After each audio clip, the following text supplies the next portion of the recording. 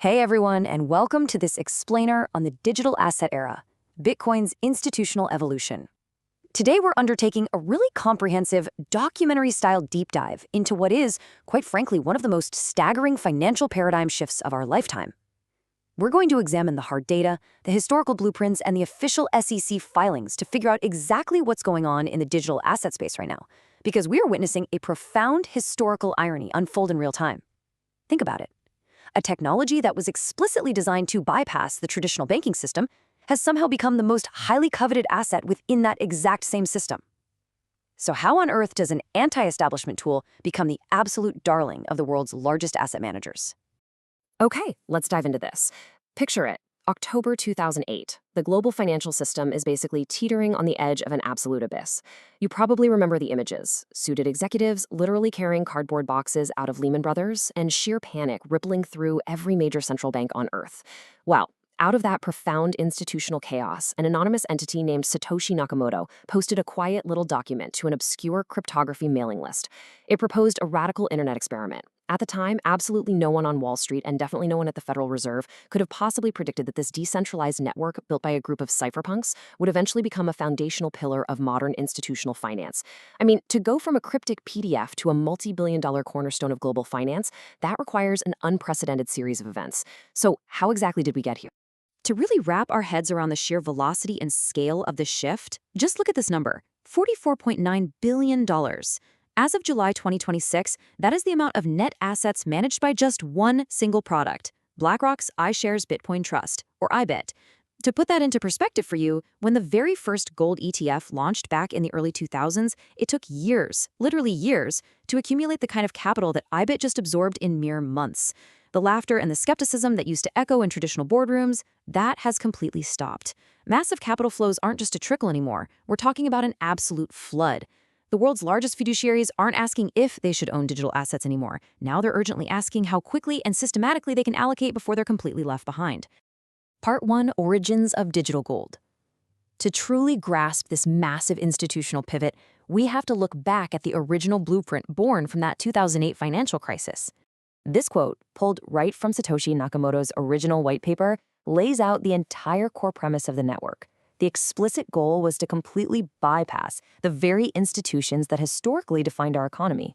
Satoshi's argument was that modern commerce had become entirely dependent on financial institutions serving as trusted third parties. But as we all know, trust is really expensive. Whenever you rely on a middleman, you're introducing mediation costs, massive delays, censorship risks, and centralized points of failure. Instead, the proposal here was a system based entirely on cryptographic proof. In everyday terms, this meant using really complex mathematics and decentralized computer networks to verify every single transaction. It completely eliminated the need for a central mint or a massive bank to sign off on your money. Let's move to the timeline and see how this builds, because the trajectory is just staggering. Back in 2008, we get the white paper. Then we enter what you could call a dark age for institutional adoption. For well over a decade, Bitcoin was largely brushed off by traditional finance as just some volatile tool for internet subcultures. Wall Street essentially ignored it. But jump forward to 2024 and everything changes. The regulatory approval of Spot Bitcoin ETFs fundamentally altered the market's plumbing. It was like someone opened the floodgates for traditional capital. And now, in 2026, we are looking at total institutional dominance. Just looking at CoinShares data, they report that year-to-date flows into digital asset products have topped an astonishing $188 billion.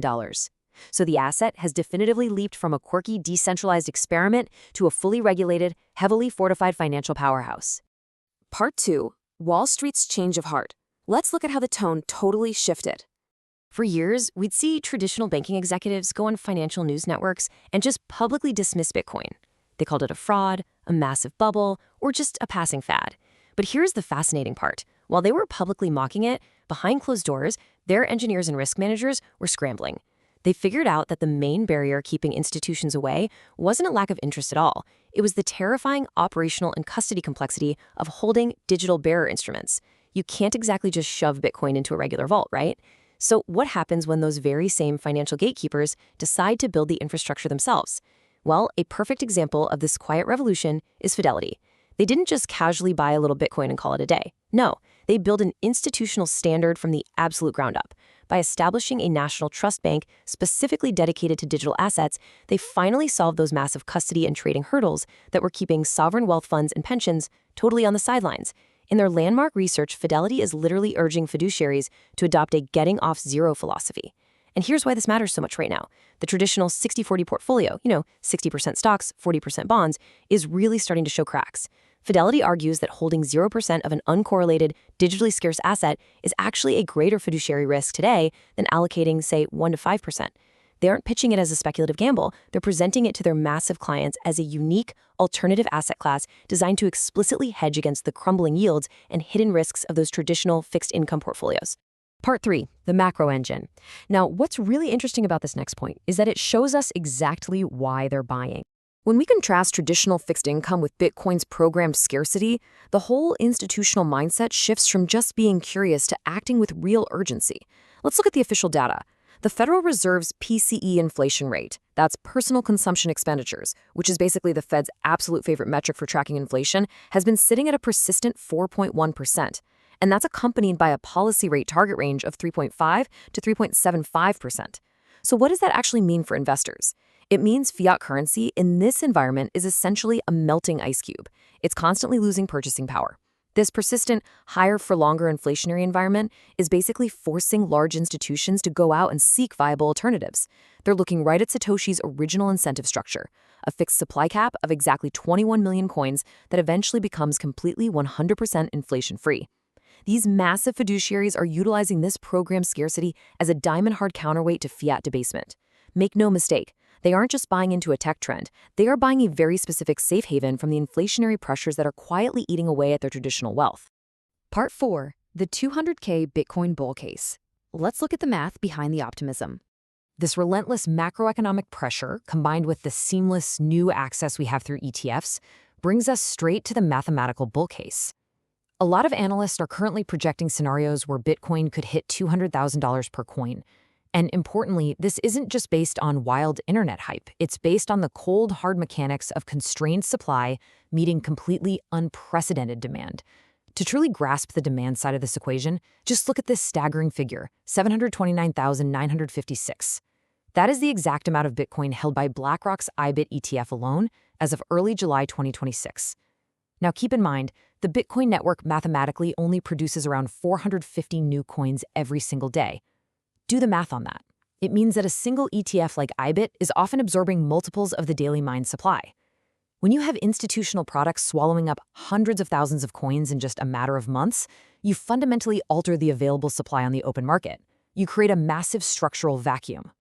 And Glassnode's on-chain data confirms this tightening dynamic perfectly. Their supply dynamics research reveals a classic supply shock unfolding right before our eyes. A record percentage of the Bitcoin supply is currently being held by what we call long-term cohorts. These are digital wallets that simply haven't moved their coins in over 155 days. These investors are essentially an immovable object. They are flat out refusing to sell regardless of what the price does today or tomorrow. Meanwhile, institutional demand is the unstoppable force. CoinShares reported a massive $790 million in weekly flows during just one single week in June. Think of it like a high school economics class. When you have billions of dollars of Wall Street capital furiously chasing a mathematically capped, rapidly dwindling liquid supply, the upward pressure on price isn't just a fun theory anymore. It becomes an absolute structural reality. And this brilliantly illustrates how professional investors are actually navigating this tightening supply. They're utilizing really sophisticated market intelligence now, specifically focusing on on-chain metrics like MVRV, which stands for market value to realized value. What this does is compare the current market capitalization to the realized capitalization. Basically, realized cap calculates the exact price at which every single coin last moved on the blockchain.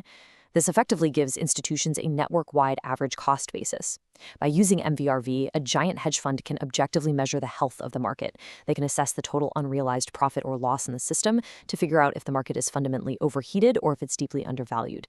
They aren't out there day trading based on emotion or social media FOMO. They are acting purely on structure, executing hyper-data-driven strategies based on these transparent, immutable on-chain ledgers. Part 5, the regulatory Gare case. We've talked about the bull case, but let's flip the coin. A path to new all-time highs is never, ever guaranteed. We have to impartially examine the severe macroeconomic and regulatory realities that are actively threatening this bull case. A truly comprehensive analysis means looking straight at the factors that could dismantle all of this institutional momentum. And to do that, it is vital to look at what the institutions themselves are legally disclosing to the public. BlackRock's own SEC filings for their ETF clearly and starkly warn investors about the severe ongoing risks. They explicitly highlight the danger of large-scale sales by major investors and ongoing security threats like breaches and hacking. We really only have to look back a few years at the absolutely devastating collapses of exchanges like FTX or the historic MGOX hack to understand exactly why a fiduciary like BlackRock takes this so seriously. Because while the core Bitcoin network itself has literally never been hacked, the centralized custodians that hold the private keys, those are massive honeypots. It's a stark reminder that while the asset has become heavily institutionalized, the inherent volatility and the technical risks of the broader digital asset space absolutely have not vanished. We also have to look closely at the broader macro and regulatory landscape because it's intense out there. The SEC remains a formidable and often hostile gatekeeper. They are actively operating a dedicated crypto task force to strictly monitor market integrity.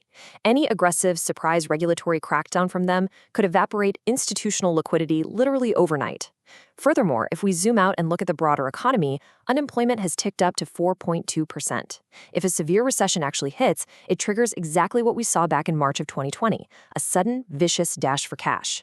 In a true market panic, investors will liquidate absolutely everything, even their safe havens, even digital gold, just to cover their immediate losses and margin calls. As data platforms like Glassnode consistently warn us, a sudden shift in market structure from a confident risk-on growth environment to a panicked risk-off regime could incredibly easily trigger a massive, rapid 50% correction in the asset's price. Part 6. The new financial rails. Let's bring this all together. Bringing this all to its climax, whether we're navigating a euphoric bull run or a crushing bear market, the undeniable reality is that the experimental technology of 2008 has officially and permanently merged with the financial giants of today. And we can clearly see exactly how the technology matured to handle this massive scale. Step 1, the network rigorously maintains Satoshi's core proof-of-work incentives. That is absolutely crucial because it ensures unmatched decentralized security.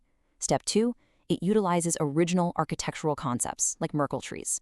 To put it simply, Merkle trees are just a brilliant, highly efficient method of data compression, which ensures the network doesn't become too bloated for average computers to verify.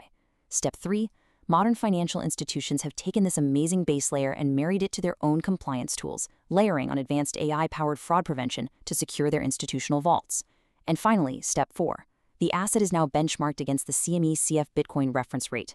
This provides the incredibly transparent, heavily regulated institutional pricing standard that Wall Street traders fundamentally require.